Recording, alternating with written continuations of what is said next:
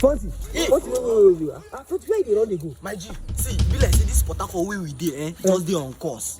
See, rain don dey fall every day. Rain dey fall. Man, no fit go out now go find daily bread. See, this small period of time when don't give me now, man go find wetin I go chop. When my pikin dem go chop. Go. Who be my umbrella? Where you hold like that?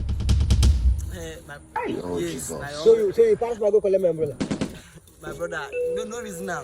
Now give me that umbrella. Give me. Give me. Jesus. I will tell you that money stop. See, I don't have a feel follow.